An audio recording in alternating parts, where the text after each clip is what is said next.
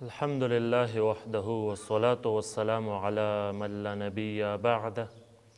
السلام علیکم ورحمۃ اللہ وبرکاتہ۔ امید ہے کہ سارے سننے والے دیکھنے والے سب خیریت سے ہوں گے۔ اللہ تبارک و تعالی آپ سب کو خوش رکھے۔ دوستو، چونکہ رمضان مبارک شروع ہوا ہے تو اس لحاظ سے مجھے خیال آیا کہ فضائل رمضان پر ایک کلپ بنایا جائے تاکہ ہمارے مسلمان بھائیوں کو یہ جو رمضان کی فضیلت ہے، اس کے جو برکات ہے، اس کے بارے میں ہمارے بھائیوں کو آگاہی حاصل ہو جائے، ان کے بارے میں علم حاصل ہو جائے، تاکہ رمضان کے اس بابرکت مہینے سے بھرپور طریقے سے استفادہ وہ کرے اور فائدہ اس سے اٹھائے۔ تو اس پر انشاءاللہ یہ کوشش کروں گا کہ یہ کلپ زیادہ طویل نہ ہو، تو کچھ احادیث مبارکہ آپ کے سامنے پیش کروں گا ماہ رمضان کی فضیلت پر۔ تو آخر تک کوشش کریے کہ یہ جو ویڈیو ہے آخر تک دیکھو تاکہ آپ کو اس کے بارے میں، اس کی فضیلت کے بارے میں زیادہ علم حاصل ہو۔ تو دوستو، ایک روایت ہے، ایک حدیث مبارک ہے جو کہ بہقی شریف نے بھی اس کو روایت کیا ہے۔ تو حضرت سلمان فارسی رضی اللہ عنہ کہتے ہیں، یہ حدیث تھوڑا طویل ہے مگر انشاءاللہ بہت فائدہ ہوگا آپ کو، کہ نبی کریم صلی اللہ علیہ وآلہ وسلم نے شعبان کی آخر تاریخ میں ہم لوگوں کو یہ وعظ فرمایا کہ تمہارے اوپر ایک مہینہ آ رہا ہے جو بہت بڑا مہینہ ہے، بہت مبارک مہینہ ہے، اس میں ایک رات ہے، شب قدر، یعنی شب قدر جو 1000 مہینوں سے بڑھ کر ہے، اور اللہ تعالیٰ نے اس کے روزے کو فرض فرمایا اور اس کے رات کے قیام یعنی تراویح کو ثواب کی چیز بنایا ہے۔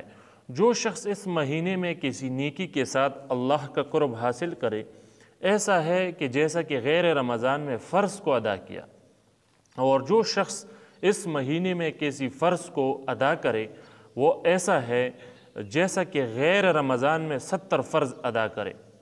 تو یہ ایک مسئلہ بھی آتا ہے، بعض لوگ یہ کہتے ہیں کہ اگر بس ایک فرض ادا کیا رمضان میں تو 70 فرض ادا ہو گئی، تو پھر اسی عمر میں جو نماز قضا رہتی ہے پھر وہ ان کو نہیں پڑھتے، وہ یہ سمجھتے ہیں کہ رمضان میں ہم نے ایک نماز پڑھی، اس کا 70 درجے تک، مطلب 70 فرض تک ثواب پہنچ گئے، تو اب ہمارا 70 نمازیں تو کم سے کم مطلب ہو گئے، بس اب قضا کرنے کی ضرورت نہیں۔ تو ایسا نہیں ہے دوستو، یہ غلط فہمی ہے۔ یہ 70 فرضوں کا جو بات حدیث میں ذکر ہے، یہ 70 فرض نمازوں کا ثواب حاصل ہوتا ہے، یہ نہیں کہ 70 نمازیں ہی آپ نے پڑھ لی، یہ صرف ثواب کی باتیں ہو رہی ہے۔ باقی آپ سے جو 70 فرائض یا جتنی بھی آپ سے مطلب قضا ہو گئے ہیں نمازیں، وہ آپ کو لوٹانا پڑے گا، اس کا اعادہ کرنا پڑے گا، یہ ثواب کی بات ہو رہی ہے، اس طرح سے نہیں کہ فرض نماز ہی بس پھر مت پڑھو۔ تو دوستو، ہم کہاں تک آ گئے؟ تو ہم بات یہ کر رہے تھے کہ حدیث مبارک بیان کر رہے تھے اس حد تک جیسا کہ غیر رمضان میں 70 فرض ادا کرے۔ یہ مہینہ صبر کا ہے اور صبر کا بدلہ جنت ہے، اور یہ مہینہ لوگوں کے ساتھ غمخواری کرنے کا ہے۔ اس مہینے میں مومن کا رزق بڑھا دیا جاتا ہے۔ ہم اگر دیکھا جائے تو دوسرے مہینوں میں اتنا رزق کسی کو حاصل نہیں ہوتا، مگر اس مہینے میں غریبوں کو بھی اتنا رزق، ان کے دسترخوان پر اتنا رزق پڑا ہوتا ہے کہ غیر رمضان میں اتنا نہیں ہوتا۔ تو یہ تو مشاہدہ ہے۔ تو جو شخص کسی روزہ دار کا، یہ سارا میں حدیث بیان کر رہا ہوں، بہت طویل حدیث ہے، تو لہٰذا اس سے استفادہ کریے۔ تو جو شخص کسی روزہ دار کا روزہ افطار کرائے، اس کے لیے گناہوں کے معاف ہونے اور آگ سے خلاصی کا سبب ہوگا، تو اس میں کوشش کیجیے۔ روزہ دار کے ثواب کی مانند اس کا ثواب ہوگا، مگر اس روزہ دار کے ثواب سے کچھ کم نہیں کیا جائے گا۔ صحابہ رضی اللہ عنہ نے عرض کیا کہ یا رسول اللہ، ہم میں سے ہر شخص تو اتنی وسعت نہیں رکھتا کہ روزہ دار کو افطار کرائے، تو اس وقت تو غریبی تھی۔ تو آپ صلی اللہ علیہ وآلہ وسلم نے فرمایا، ثواب تو اللہ جل جلالہ ایک کھجور سے کوئی افطار کرا دے، یا ایک گھونٹ پانی پلا دے، یا ایک گھونٹ لسی پلا دے، اس پر بھی مرحمت فرما دیتے ہیں۔ مطلب یہ اس بات پر موقوف نہیں ہے کہ آپ کو بالکل اس کا پیٹ ہی بھرنا پڑے گا، جو کچھ بھی آپ سے ہو سکے آپ اس کو کھلا دو، اس سے آپ کو اجر عظیم حاصل ہوگا۔ تو یہ ایسا مہینہ ہے کہ اس کا اول حصہ اللہ کی رحمت ہے، اور درمیانی حصہ مغفرت ہے، اور آخری حصہ آگ سے آزادی ہے۔ جو شخص اس مہینے میں ہلکا کر دے اپنے غلام یعنی خادم کے بوجھ کو، یعنی مطلب اس کے ساتھ آسانی کا معاملہ کرے، حق تعالیٰ جل شانہ اس کی مغفرت فرماتے ہیں اور آگ سے آزادی فرماتے ہیں۔ اور 4 چیزوں کی اس میں کثرت رکھا کرو، جن میں سے 2 چیزیں اللہ کی رضا کے واسطے، اور 2 چیزیں ایسی ہیں کہ جن سے تمہیں چارہ کار نہیں۔ پہلی 2 چیزیں جن سے تم اپنے رب کو راضی کرو وہ کلمہ طیبہ اور استغفار کی کثرت ہے، اور دوسری چیز یہ ہے کہ جنت کی طلب کرو اور آگ سے پناہ مانگو۔ جو شخص کسی روزہ دار کو پانی پلائے، حق تعالیٰ قیامت کے دن میرے حوض سے اس کو ایسا پانی پلائے گے کہ جس کے بعد وہ جنت میں داخل ہونے تک پیاس نہیں لگے گی اس کو۔ تو یہ حدیث یہاں پر مکمل ہوا۔ تو اس میں تفصیل کرنے کی کوئی ضرورت میں نے زیادہ نہیں سمجھی، کیونکہ حدیث خود ہی تفصیل ہے، تو جو اسے سنتا ہے تو اس کو پتہ چل جاتا ہے اس کی رمضان کی فضیلت کے بارے میں۔ تو یہ ایک حدیث ہوا۔ تو بعض لوگ اس کی سند پر کلام بھی کرتے ہیں، اس حدیث کی سند پر، مطلب اسے ضعیف کہتے ہیں، مگر بہرحال جو محدثین کا اصول ہے وہ یہ ہے کہ یہ جو فضائل والا باب ہے نا، تو فضائل میں ضعیف احادیث بھی چلتی ہے، کوئی اگر پیش کرو تو کوئی مطلب مسئلہ نہیں ہے۔ اور اسی طرح دوسری اس میں جو باتیں ہیں، اس حدیث میں جو باتیں ذکر کی، تو یہ اس لیے بھی کوئی خطرے والی بات نہیں ہے اگر اس کو ذکر کیا جائے، کیونکہ دوسرے بہت سے روایت ہے جس سے اس روایت کی پھر بہت سے باتوں کی تائید ہوتی ہے۔ تو ایک اور حدیث آپ کے سامنے پیش کرتا ہوں دوستو، کہ ابو ہریرہ رضی اللہ عنہ نے حضور اکرم صلی اللہ علیہ وآلہ وسلم سے نقل کیا کہ میری امت کو رمضان شریف کے بارے میں 5 چیزیں مخصوص طور پر دی گئی ہے جو پہلی امتوں کو نہیں ملی ہے۔ تو پہلی یہ کہ ان کی منہ کی بدبو اللہ کے نزدیک مشک سے زیادہ پسندیدہ ہے۔ یہ منہ کی بدبو سے مراد یہ دانتوں میں جو روٹیاں پسی ہوئی ہے اس سے جو بدبو آتا ہے وہ تو ناگوار ہے، وہ نہیں مراد نہیں ہے، بلکہ یہ جو آپ نے اکثر دیکھا ہوگا کہ یہ جو جب معدہ خالی ہوتا ہے تو اس کا بھی خاص قسم کا بو ہوتا ہے، تو یہ اس بو کی بات ہو رہی ہے کہ وہ اللہ تبارک و تعالیٰ کو پسند ہوتا ہے۔ یہ منہ والی بدبو نہیں جو روٹیاں وغیرہ دانتوں میں پنسے ہو اس سے پھر جو بدبو آتا ہے سڑنے کے بعد، تو یہ بو اللہ کے نزدیک مشک سے زیادہ پسندیدہ ہے۔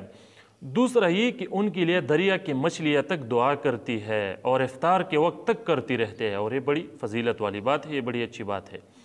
جنت ہر روز ان کے لیے آراستہ کی جاتی ہے، یہ تیسری بات بیان کر رہا ہوں، جنت ہر روز ان کے لیے آراستہ کی جاتی ہے۔ پھر حق تعالیٰ شانہ فرماتے ہیں کہ قریب ہے کہ میرے نیک بندے مشقتیں اپنے اوپر سے پھینک کر تیرے طرف آوے، دنیا کے جو مشقتیں ہیں وہ ختم ہو جائے گی اس سے۔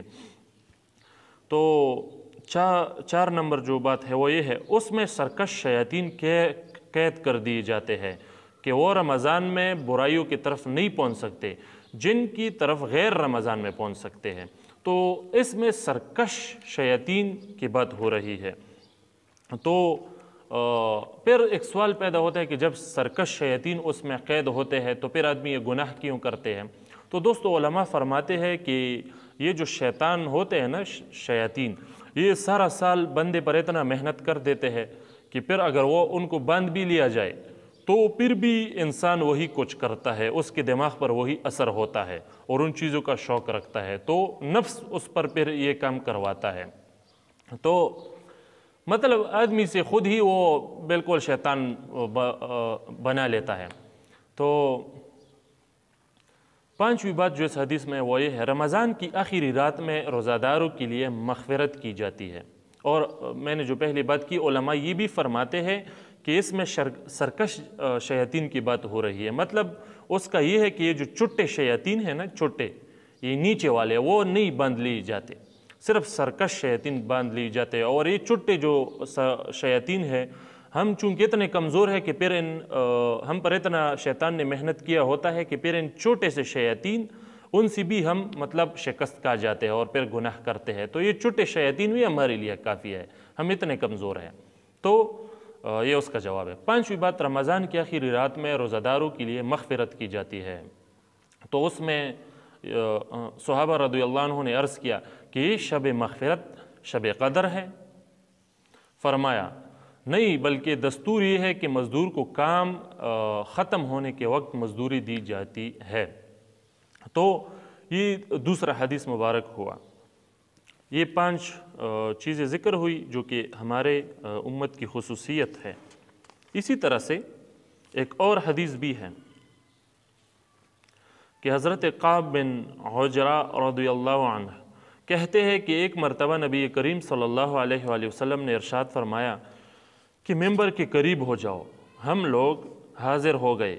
جب حضور صلی اللہ علیہ وآلہ وسلم نے ممبر کے پہلے درجے پر قدم مبارک رکھا تو فرمایا آمین. جب دوسرے پر قدم رکھا تو پھر فرمایا آمین. جب تیسرے پر قدم رکھا تو پھر فرمایا آمین. جب آپ خطبہ سے فارغ ہوئے اور نیچے اترے تو ہم نے عرض کیا، یعنی صحابہ نے، کہ ہم نے آج آپ سے ممبر پر چڑھتی ہوئی ایسی بات سنی جو پہلے کبھی نہیں سنی تھی. تو آپ صلی اللہ علیہ وآلہ وسلم نے ارشاد فرمایا کہ اس وقت جبرائیل علیہ السلام میرے سامنے آئے تھے، اور جب پہلے درجے پر میں نے قدم رکھا تو انہوں نے کہا کہ ہلاک ہو جائے وہ شخص جس نے رمضان مبارک کا مہینہ پایا پھر بھی اس کی مغفرت نہیں ہوئی. تو اس سے رمضان مبارک کی فضیلت معلوم ہوتی ہے. اور اس بار پر حضور صلی اللہ علیہ وسلم نے فرمایا میں نے کہا اس بات پر آمین. تو ویسے یہ جو دوسری اس کا اور بھی حصہ ہے اس حدیث کا، مطلب 3 بار تو آمین کہا ہے. پہلی بار آمین اس پر کہ جو شخص رمضان کا مبارک مہینہ پائے پھر بھی اس کی مغفرت نہ ہو، تو اس پر حضور صلی اللہ علیہ وآلہ وسلم نے آمین کی کہ ایسا آدمی ہلاک ہو جائے کہ اس کی مغفرت نہ ہوئی. تو دوسری جو جز ہے اس حدیث کا وہ یہ ہے، دوسری بار جب حضور صلی اللہ علیہ وآلہ وسلم نے آمین کہی تو وہ کس بات پر کہی؟ تو فرمایا کہ ہلاک ہو جائے وہ شخص جس کے سامنے آپ کا ذکر مبارک ہو اور وہ درود نہ بھیجے. تو اس پر بھی حضور صلی اللہ علیہ وآلہ وسلم نے آمین کہا. تو جدھر حضور صلی اللہ علیہ وآلہ وسلم کا تذکرہ ہو تو اس پر درود بھیجنا چاہیے. اسی طرح تیسرا جو بات اس میں ذکر ہے کہ تو انہوں نے کہا، یعنی جبرائیل علیہ السلام نے کہا کہ ہلاک ہو وہ شخص جس کے سامنے اس کے والدین یا ان میں سے کوئی ایک بڑھاپے کو پائے، یعنی بہت بوڑھے ہیں، اور وہ اس کو جنت میں داخل نہ کرائے. تو حضور صلی اللہ علیہ وآلہ وسلم نے فرمایا میں نے کہا آمین. تو یہاں پر حدیث مکمل ہوتا ہے. تو دوستو اس میں یہ جو پہلا جز ہے وہ یہ ہے کہ ہلاک ہو جائے وہ شخص جس نے رمضان مبارک کا مہینہ پایا اور پھر بھی اس کی مغفرت نہ ہوئی. تو حضور صلی اللہ علیہ وآلہ وسلم نے اس پر آمین کہی. تو جتنے بھی لوگ ہیں اس کو چاہیے کہ اس ماہ مبارک میں، اس رمضان میں زیادہ کوشش کیجئے، عبادت کرو، تلاوت کرو، دوسروں کے ساتھ مطلب جتنے دوسرے غرباء ہیں ان کا بھی خاص خیال رکھو. تو اس کو فضول نہ گزارو. یہ موبائل وغیرہ میں یا گپ شپ وغیرہ میں یہ ویسی بھی کبھی ختم نہیں ہوں گے، اس کے ساتھ ہمارا پالا پڑ چکا ہے. تو چاہیے کہ اس ماہ رمضان میں کم سے کم اس میں عبادات کا زیادہ خیال رکھا جائے اور دوسروں کا بھی زیادہ خیال رکھا جائے اور اس سے بھرپور استفادہ کیا جائے. تو یہ 3 احادیث مبارکہ ہوئی. تو اسی طرح ایک اور حدیث بھی ہے. حضرت عبادہ رضی اللہ عنہ کہتے ہیں کہ ایک مرتبہ حضور صلی اللہ علیہ وآلہ وسلم نے رمضان المبارک کے قریب ارشاد فرمایا کہ رمضان کا مہینہ آ گیا ہے جو بڑے برکت والا ہے، حق تعالی شانہ اس میں تمہارے طرف متوجہ ہوتے ہیں اور اپنے رحمت خاصہ نازل فرماتے ہیں، خطاؤں کو معاف فرماتے ہیں، دعا کو قبول کرتے ہیں، تمہارے تنفس کو دیکھتے ہیں اور ملائکہ سے فخر کرتے ہیں. پس اللہ کو اپنی نیکی دکھاؤ. بدنصیب ہے وہ شخص جو اس مہینے میں بھی اللہ کے رحمت سے محروم رہ جائے. یہ روایت طبرانی نے بھی یہ نقل کیا ہے.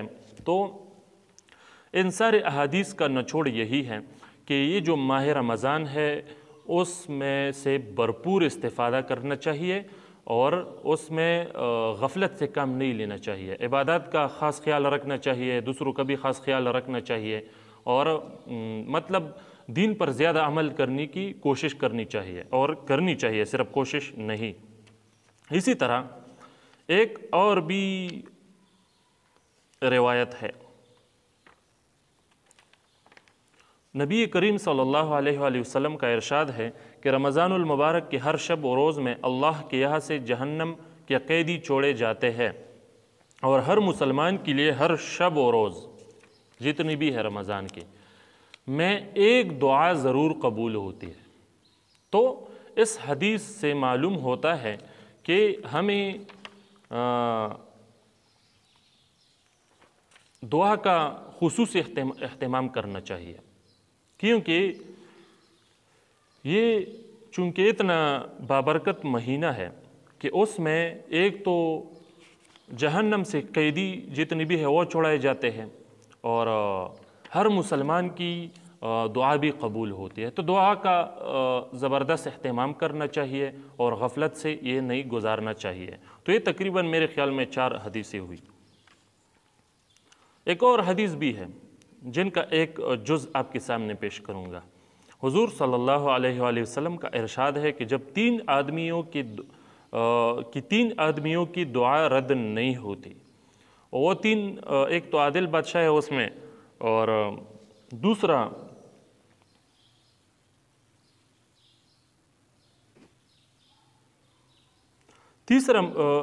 مظلوم کی دعا ہے اس میں، مگر اس میں چونکہ ہم نے ابھی رمضان کے متعلق بات کرنی ہے تو اس کے متعلق اس حدیث کا ایک جز ہی بیان کروں گا، تاکہ جتنے بھی لوگ ہیں وہ رمضان کی فضیلت سے آگاہ ہو جائے۔ تو حضور صلی اللہ علیہ وآلہ وسلم کا ارشاد ہے کہ 3 آدمیوں کی دعا رد نہیں ہوتی، تقریباً 2 تو میں نے آپ کو سنائی، تو اس میں جو تیسرا ہے وہ یہ ہے کہ روزہ دار کی افطار کے وقت، جو روزہ دار ہوتا ہے تو وہ جب افطار کرتا ہے تو اس وقت اس کی دعا قبول ہوتے ہیں۔ تو جو افطاری کے لیے جب بیٹھتے ہیں لوگ تو اس میں بعض لوگ گپ شپ لڑاتے ہیں، اور مطلب یہ نہیں سمجھتے کہ ابھی افطاری ہونے والے، یہ کتنا زبردست ٹائم ہے، اس میں مطلب دعا کی قبولیت کا ٹائم ہے، تو اس میں دعا کی طرف خصوصی توجہ رکھو، اور گپ شپ اس کی کوئی ضرورت نہیں ہے اس نازک وقت میں۔ تو یہ کچھ تقریباً 5 احادیث شاید میں نے بیان کی۔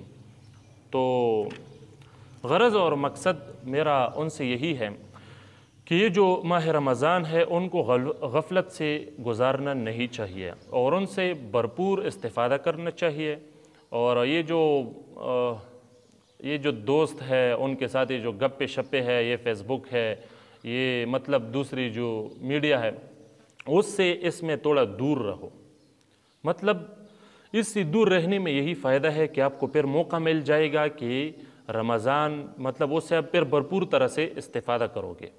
تو میرا سب کو یہی نصیحت ہے، اور اللہ تبارک و تعالیٰ مجھے بھی اس پر عمل کرنے کی توفیق دے کہ اس ماہ رمضان میں ہم بھرپور طریقے سے اس سے مستفید ہو۔ تو یہ کچھ احادیث مبارکہ اور کچھ باتیں میں نے آپ کے سامنے ذکر کی جس سے ماہ رمضان کی فضیلت واضح ہو جاتی ہے۔ تو اللہ تبارک و تعالیٰ ہمیں ان پر عمل کرنے کی توفیق عطا فرمائے، آمین یا رب العالمین۔ السلام علیکم ورحمۃ اللہ وبرکاتہ۔